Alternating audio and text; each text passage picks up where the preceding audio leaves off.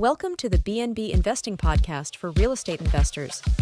Fix and flippers and realtors exploring investment options with Airbnbs and short-term rentals through acquisition, leasing, or management to generate consistent monthly revenue.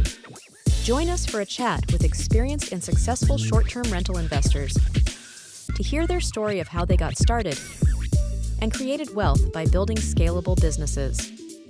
We also explore various service providers and lenders that help make our businesses more efficient and maximize revenue in this awesome sharing economy.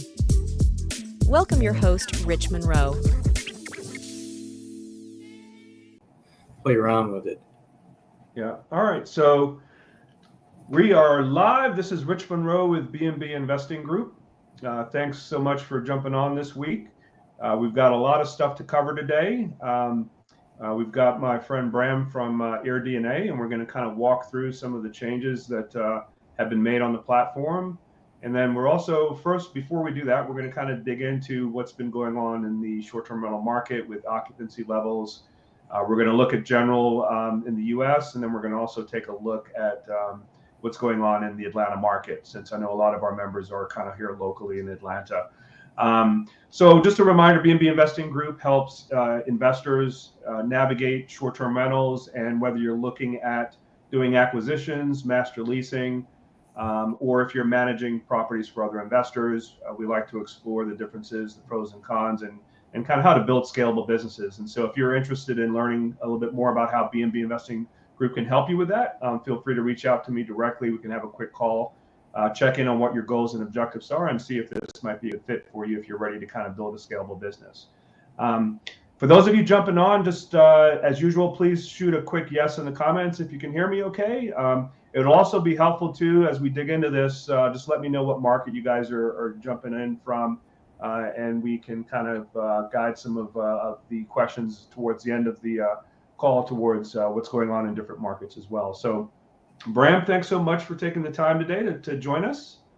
Thanks for having me. Yes, start with a little bit about what your background is before we dig in. Sure. Yeah, I've had a long career so far in hospitality. Well, long for me anyway, but a good career in hospitality. I started out at CBRE, big commercial real estate firm, looking at hotels specifically. So I was the economist over there, and was creating all these forecasts. And then, of course, my good colleague and friend, Jamie Lane, who was also working at CBRE, he got an offer from AirDNA for this new space that he was crazy about, the short-term rental. So he's, of course, been all over that space, even when it was just the couch surfing days. So long time back. So he switched over, and he wanted an economist. He called me up, and I jumped at the chance to be able to work for him again at AirDNA.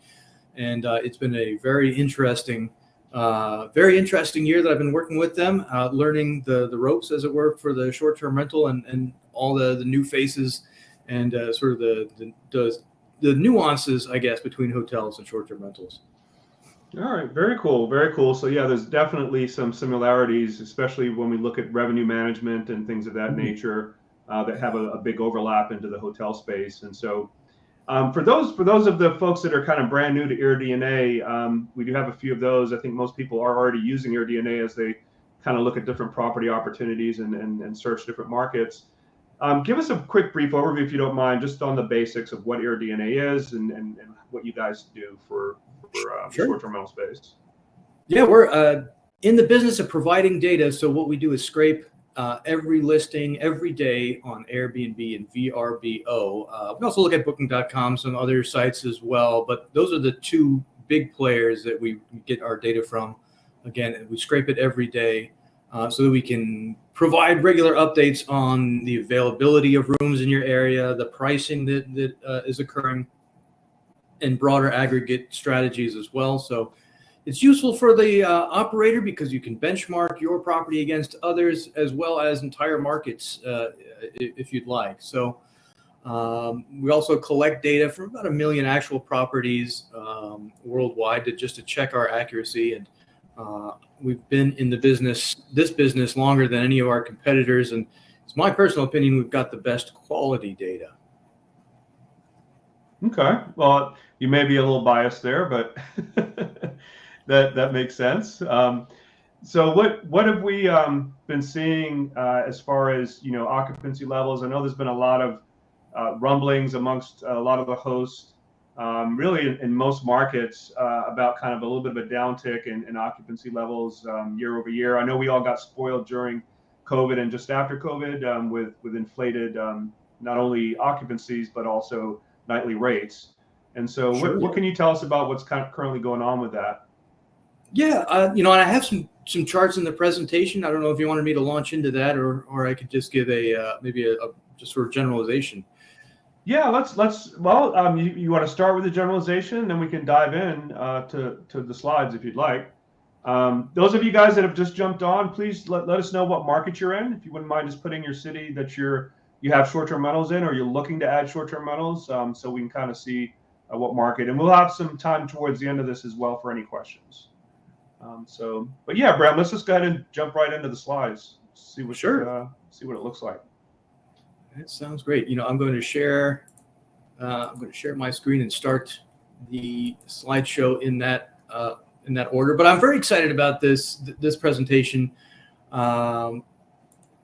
We've just finished up with the September data, so this is very, very fresh. In fact, I just finished putting this together minutes before this call. In fact. But I think that to get a handle on occupancy, one of the things that we might want to do is to look at the supply. So that's the denominator of our occupancy equation. As you can see here, the orange here, that's our pre-COVID trajectory. COVID struck, we had a big reduction, but we've been clawing our way back. We actually recovered in the short-term rental business faster than the hotel business. As you can see, in the beginning of 2022, we had about as many available listings as we did the highest point before the pandemic, and listings continue to grow, though we haven't achieved that trajectory, that pre-COVID trend.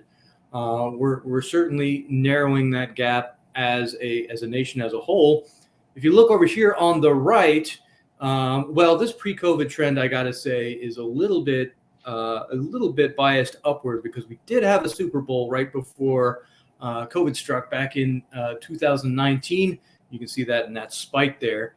But something else that is interesting to me is that while the nation as a whole, its available listing count has been going up at a pretty steep pace, Atlanta's recovered essentially to its pre-COVID highs, and then kind of is leveled off in 2022 and 23. So its supply has not been expanding as rapidly, perhaps, as the rest of the country. I think just to comment on that, Bram, I think obviously being directly involved with negotiating with the city of Atlanta right now on, still to this day, reframing the current short-term rental ordinance in Atlanta, I think that's created a lot of uncertainty for folks. Absolutely. And so people that have maybe delayed their growth plans in Atlanta until a lot of the regulations and the new ordinance comes out with what the rules are going to be. And so I'm optimistic. I think you're going to actually join us next week, where we're going to have an in-person meeting with AMSTRA next Tuesday here in Atlanta. To give everyone, all the AMSTRA members, basically an update on what's going on with the city of Atlanta. But I think once we kind of get past that and we get things finalized, things will start back to improve as far as number of listings go there in Atlanta, and it'll probably start catching up with what the rest of the U.S. is doing. Right. Nothing is worse for investment than regulatory uncertainty. That's people aren't going to want to touch that with a 10-foot pole. So the quicker we can get that resolved, I think the better. Certainly, we can start getting more integration in the tourism ecology with the CVBs in the area. Start increasing supply. Really start getting excitement around travel to Atlanta back to where it should be. So, very good point. It's also something that we're tracking nationwide, because we do put Atlanta into that category of big city urban. That's up there with some of these other cities that have seen a lot of regulation, like New York has been in the news quite a bit. And we've actually seen listings there fall quite a bit to the benefit of New Jersey and Newark especially, as we'll see in just a little bit. Here's another. So Bram, sorry, if we could just back up. I just have a quick question for you on the previous slide. So I just want to confirm how we are defining active listings, right? Available listings. Yeah. So that's a great question because there are a lot of different ways to define that. We take pride in looking at very carefully looking at our supply numbers so we can actually have the properties that you are really competing against. So these are available listings, and they're done month by month. So the first hurdle that they have to overcome is what we call the active listing. And this means it has to have either been rented or available to rent within a 28-day window, or else we drop off it from our supply calculation. And that's important because there's a lot of these short-term rentals that are seasonal. And of course, there are also some folks that experiment with it, but drop out. Right. So whether it's their second home or investment property. So we try to remove those listings from the actual competing group that we put there. So that's the first hurdle, and then the availability. That means it was available within that month to rent, whether or not it did.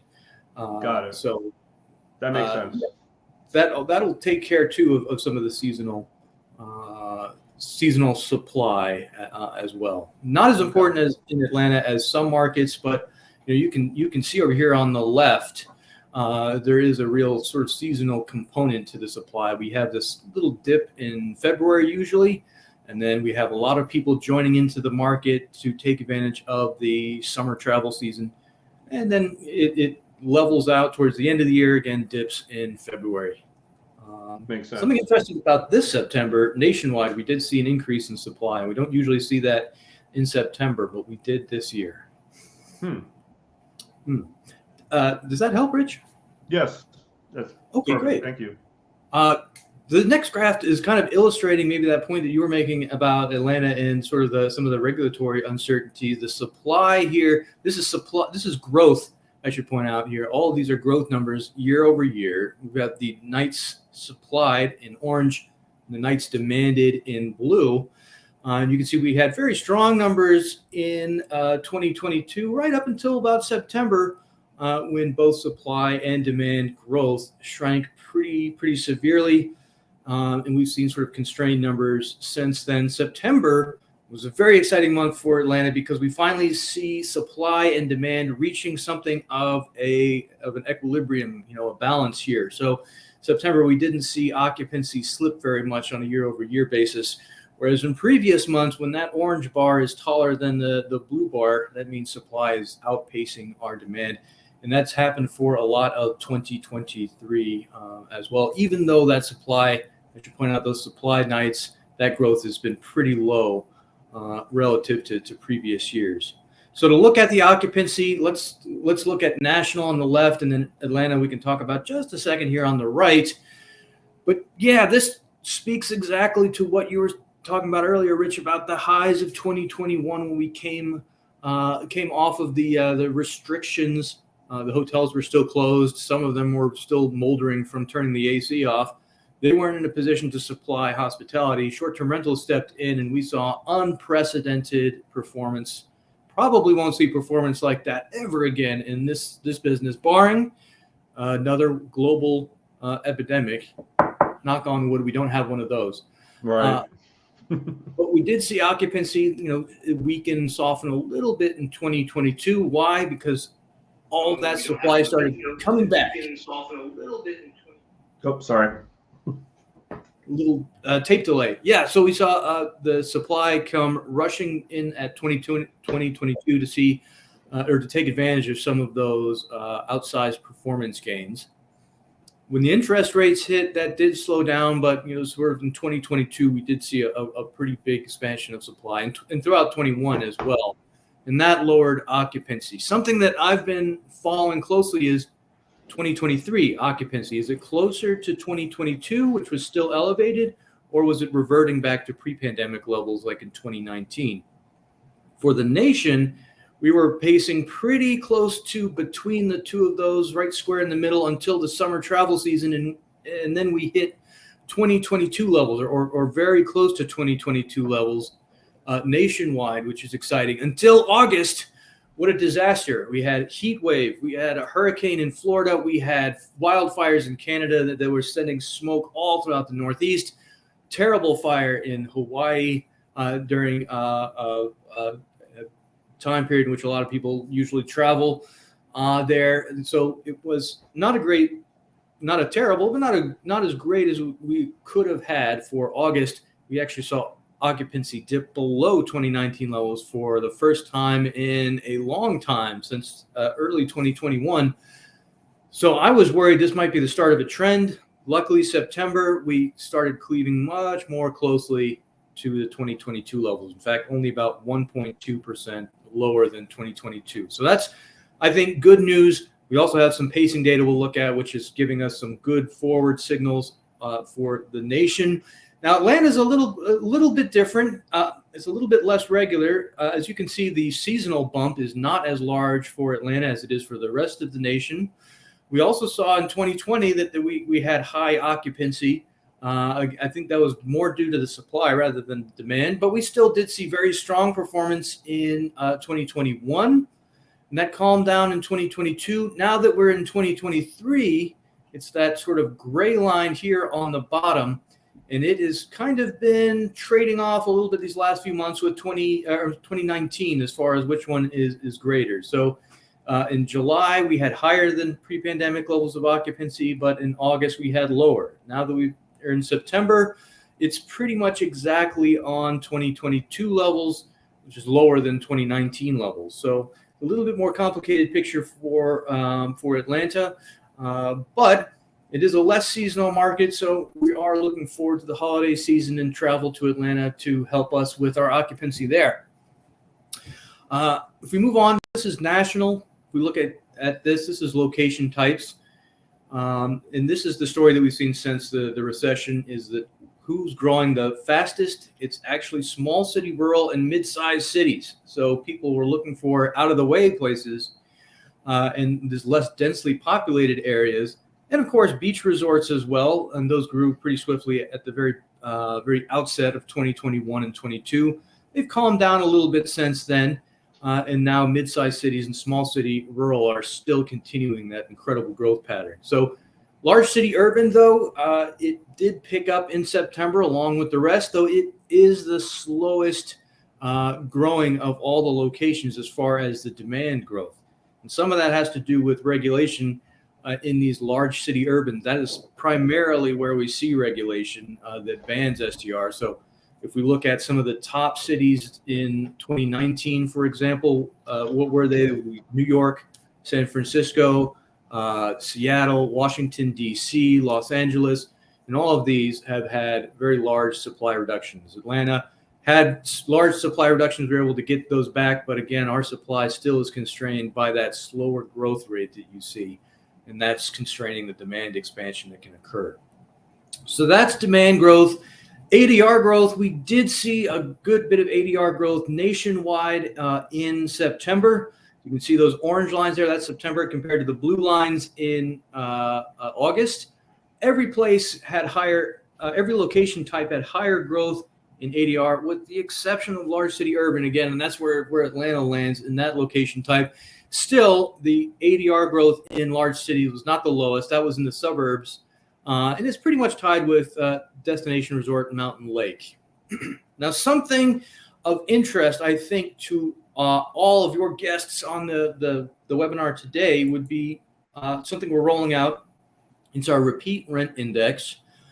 It looks at a Case-Shiller approach, which was originally invented to look at housing prices. And what it does is it looks at properties that are in the sample for a long period of time. Because we know that if supply is changing rapidly, that can affect the aggregate ADR, and that might not tell us a true picture for operators that are in the market and have been in the market for some time. So that repeat rent index is the orange line there. You can tell it's a little bit less variable because it's not responding to the mix shift of new properties coming in or leaving rapidly.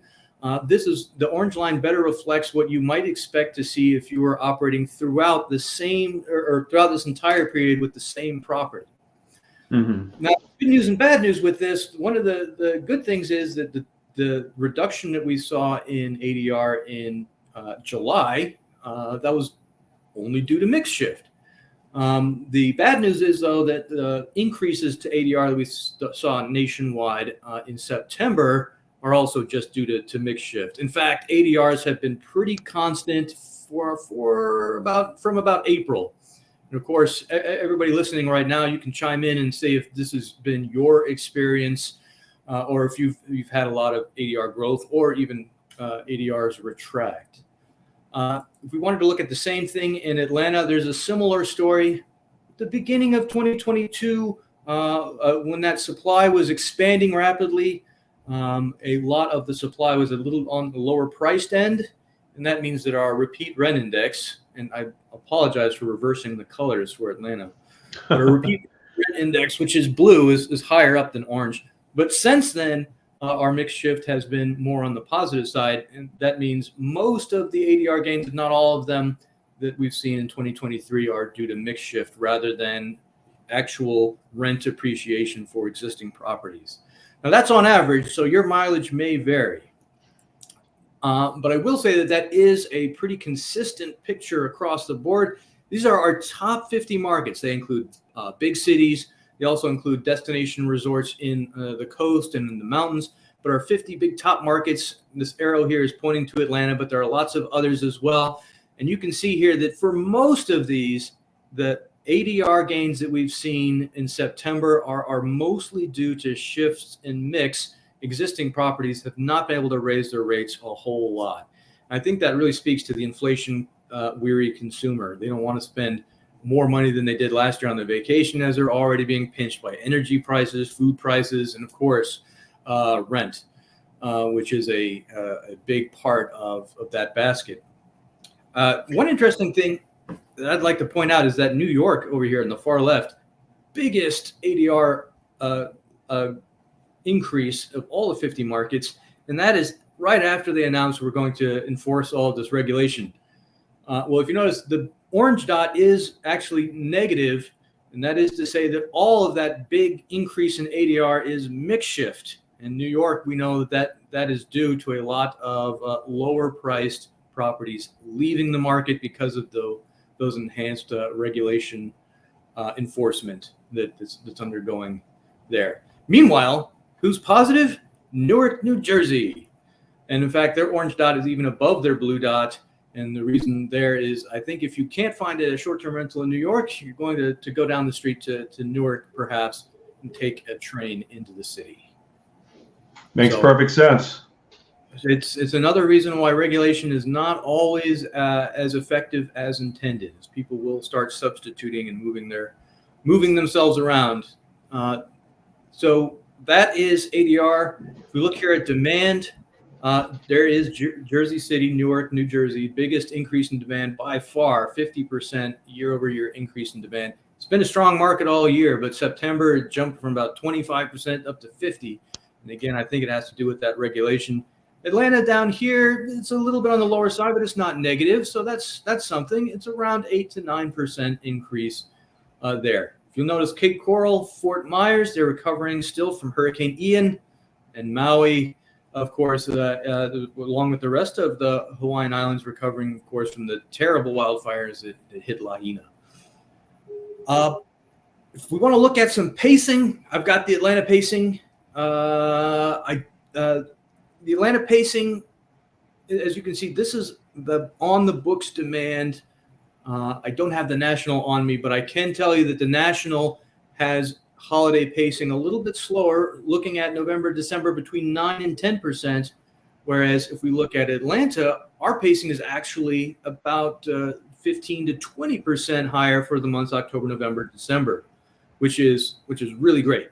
The downside of looking at bookings and pacing in Atlanta is Atlanta has notoriously short lead times.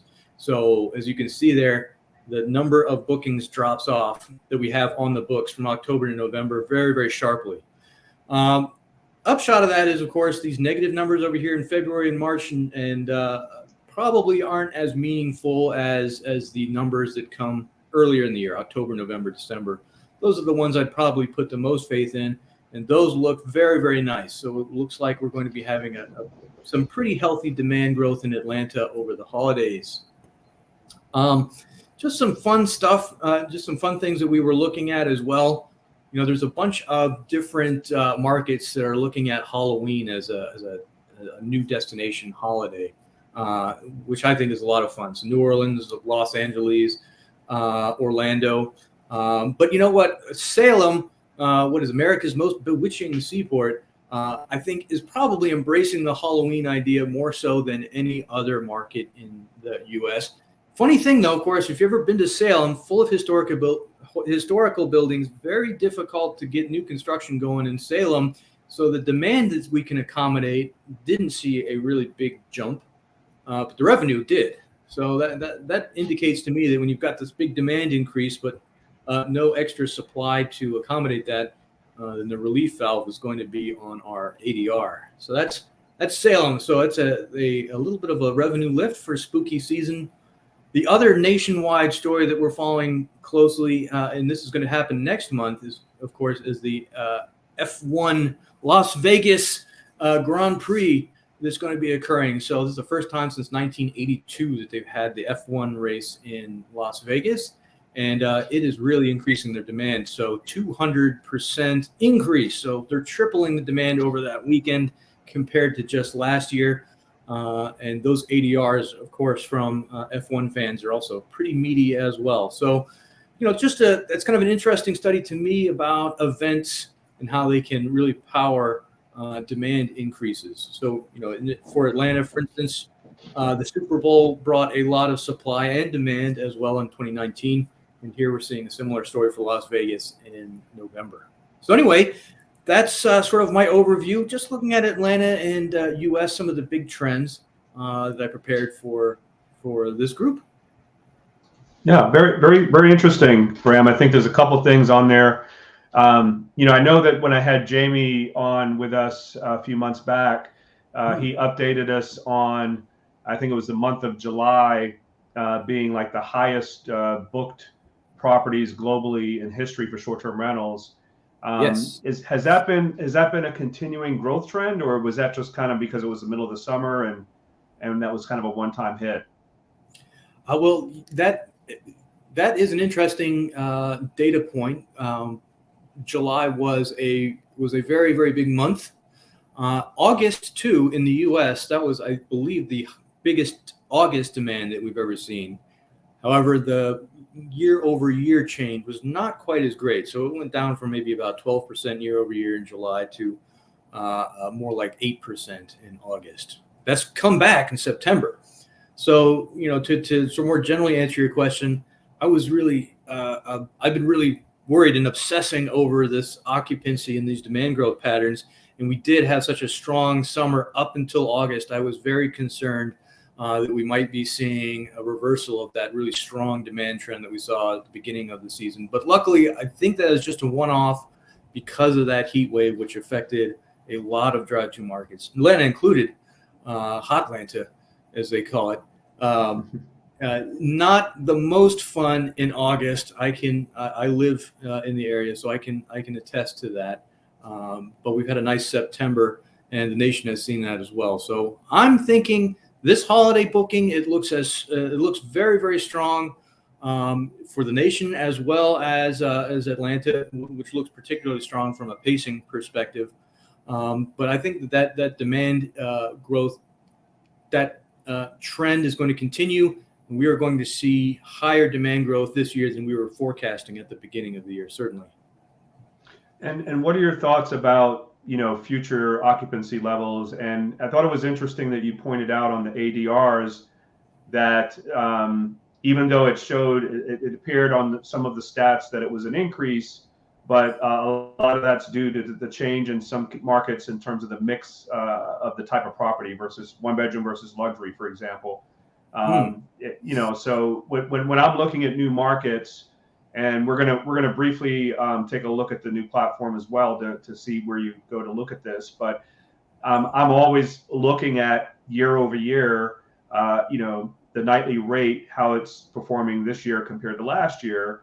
Sure. But if it's a constant moving target, it's really difficult to pinpoint. Well, is that just because you've got a change and a shift? I think one of the very interesting things that we've all recognized with short-term rentals is, I don't know, over 5 years ago, 5 and 6 bedrooms, 4 bedrooms, larger properties maybe had lower occupancy.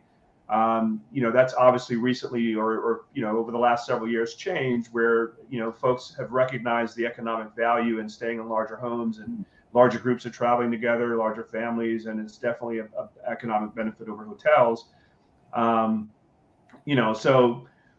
So maybe part of that dynamic is we've got more 5 and 6 bedrooms coming into the market, and that's what's affecting the ADR. But I'd love to kind of get your thoughts about that as well.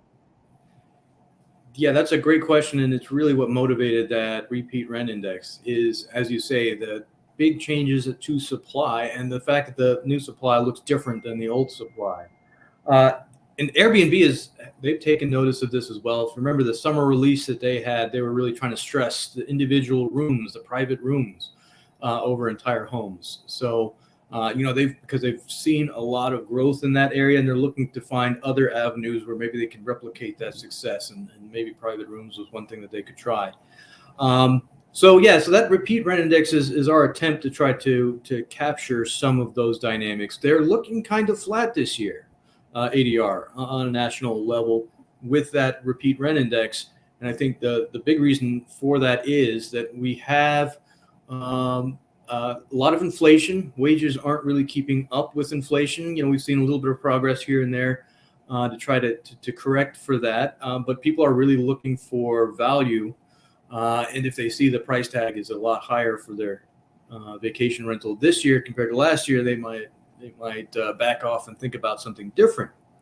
Now, the dynamic might change next year because economists have been forecasting this recession for a long, long time. It's almost like 2 years now we're saying, there's going to be a recession. And we haven't seen it. The labor market has been really strong. I've been looking at some stuff in Oxford economics, and they've been really paying close attention to this. And what their hypothesis is that, in fact, we are seeing the recession right now, but it's playing out in different sectors of the economy at different times. And therefore, in aggregate, it doesn't look so bad. So it's what they call a rolling recession. It's already hit manufacturing, and now it's moving into services. So what I'm hoping for is in 2024, we're going to be leaving this sort of recessionary period behind us.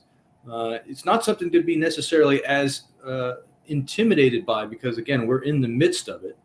But we might be leaving some of this behind us. Inflation should be under control a little bit better. Wages might be able to catch up a little bit better. And hotels have been increasing their prices quite a bit. They were behind the curve when short-term rentals came onto the scene in 21 and really blew up. Hotels were a little bit slower to react. They've been increasing their prices, and as they increase their prices, then again, short-term rentals are going to start looking more attractive and might find a little bit more leeway to increase prices in 24. So we're going to keep paying attention to that, but that's my sincere hope for the market. Got it. All right. Well, let's segue real quick, if we can, into the major changes on the AirDNA platform. Maybe you can kind of give us a brief overview of what those changes are for those of us that haven't started exploring it yet, just to kind of get a general description of what the changes are. Sure, yeah, and just like we were saying before, Rich, you've probably played around with this front end a little bit more than I have. I'm usually sort of in the back of the house, playing around sort of directly with the databases rather than up front with the client-facing stuff. But we unveiled a brand new revamped product last month. It's completely different. They've been spending a lot of work and time and effort on this. Some of the big changes are just the ability to look around at different markets. So we looked at all the clients that we had, and something that really struck us is that potentially a lot of these folks potentially wanted to invest in areas that they hadn't invested in yet to reach out. And that's a great strategy because you can diversify, take advantage of, if there's weakness in this market, there might be strength in this type of market. So being able to have different markets and different looks was incredibly important. So what we're trying to do now is open this up so it can be much broader, so you can have an exploratory analysis in an accessible way. And that also has to do with the fee structure changing as well. So you can start feeling out other markets without getting charged for it. And then, once you decide, this is actually something I really want to do some research in, this is very interesting, there are other options to get additional data. But that's kind of the idea. We're trying to have really widespread access to all kinds of data so that people can explore those different options, and make it more, I think what the data team likes to say is ubiquitous. Yeah, and I'm having used AirDNA for many years now before the change, I can definitely appreciate the value in having the benefit of being able to, not be locked into one specific market. Our business is in two places. We're in Tampa, Florida. We're also in the Atlanta and then in the state of Georgia. But we're always looking at other markets. And so to have that ability to have access to that data under the same subscription is huge. I think that was a major change. And so those of you that might have been using AirDNA before, obviously we're looking at the same data, but it's being presented in in my mind, a much better way as far as they've come up with a scoring methodology that scores each market. So you can kind of see what the difference is compared to other markets that you might be exploring. But you're still looking at the same attributes: your annual revenue, your occupancy, your nightly rate, and your RevPAR numbers. One of the cool features that I've recognized here, high-level summaries on the market that kind of summarize what's going on. But you have the ability on the fly to basically make changes to the charts down here. So this is looking at the Atlanta market for the last 12 months. But what if I want to, be fancy like Bram is and have access to year-over-year information, right? So you can basically, yeah, exactly. You can kind of see in that market how have the occupancy levels been different year over year. Very similar to what Bram just kind of walked us through, but now you have it at your fingertips for any market that you want to look at. Not only the occupancy levels, but also annual revenue. Same thing. And then the nightly rate, average daily rate.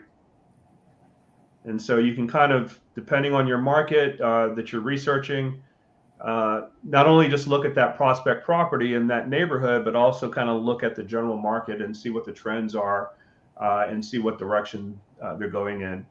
There's also the ability here to kind of tweak what you're looking at. And so you can actually, limit it to only looking at an entire place. If you're, renting out private rooms, you want to look at it from that angle. The type of property, obviously. And then, we kind of touched on this earlier. You can kind of streamline the number of bedrooms and bathrooms that you're looking at and how many people you accommodate. And so if you're focused on getting larger homes or smaller homes, you can kind of tweak your information here as you kind of explore each of the markets. One of the other things just to point out that's a little bit different from the older version, it took me a few minutes to figure out, you've got this menu bar at the top middle of the platform. And so when you want to look at an actual address, a property address, I'm just going to type in one of ours here, just so you can see. Again, it does the same thing as it did before. It'll pull up the stats on that particular property and compare it to other properties in the area. You can also drill down the same way. You can, based on how much history is there, you can look at it from a historical standpoint. And then it also gives you the comps of other properties in the area as you kind of do your deep dive on your analysis. And so same thing here. You can kind of cherry pick based on market type and some of the other attributes as well, just to confirm what you're looking at. And so the other thing too, guys, just as a reminder, like as an example, some of us are looking internationally, and so we are looking in the Caribbean right now for opportunities as well. If I learn how to spell Barbados. We need to get the AI in here to try to guess what right. Right. Yeah, that would help. So let me just do Tobago, for example, Trinidad and Tobago.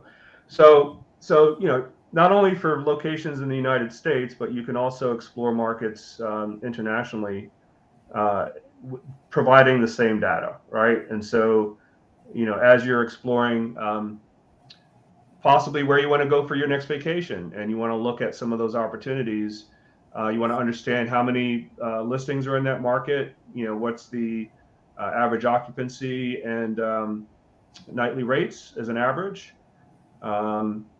It's just a neat way to be able to drill into that as well. So I just wanted to kind of give that brief overview to folks. I will be doing a more detailed walkthrough kind of all the changes on the platform, because there are many. I know that you guys are actually rolling out some future enhancements depending on your subscription level that might actually provide more short-term rental insights and properties that might be available for sale, things of that nature down the road as well. Sure. Yeah, the repeat rent index is one of them that I'm working on, as well as forecasts. Your rights for better benchmarking, all kinds of stuff that people are looking at. But that's a beautiful property you've got there in Flowery Branch. I'm gonna have to go visit that one sometime, right?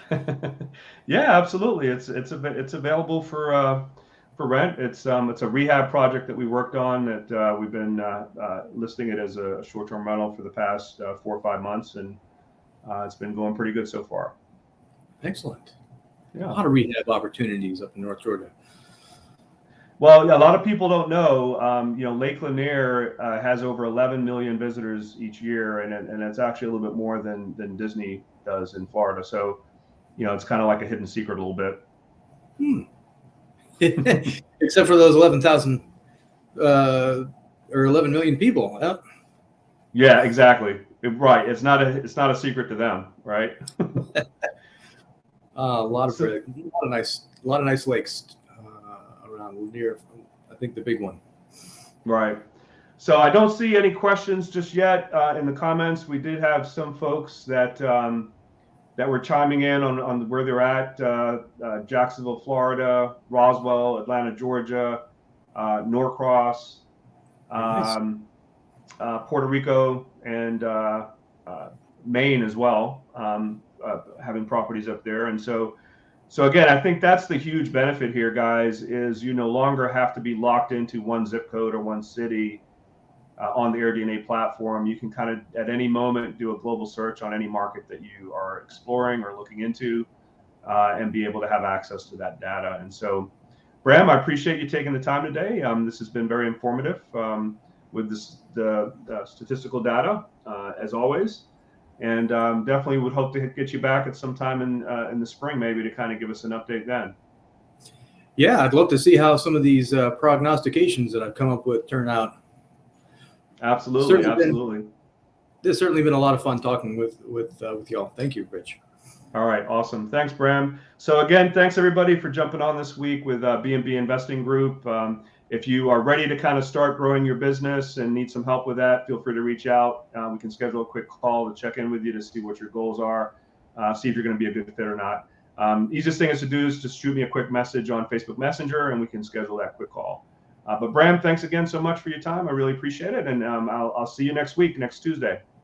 Absolutely. And for one of the questions in the chat, how much is membership? Well, we've got a free tier right now, so I'd invite everybody to go sign up and take it for a spin. Yeah, that's a great question, and I think the subscription levels start out at $25 a month, and then $50 a month, and you have access to different attributes based on those different membership levels, and so it's very reasonably priced. For example, the Atlanta market alone used to be like close to $150 a month. And so not only is it cheaper, but it's also giving you access to a lot more data, for sure. So, but yes, thank you. And I will see you next week. That's going to be fun. We're going to talk about regulation and the Atlanta market and all kinds of good stuff. Absolutely. Sounds good. Thanks again, Bram. We'll talk soon. Thanks everybody for jumping on this week.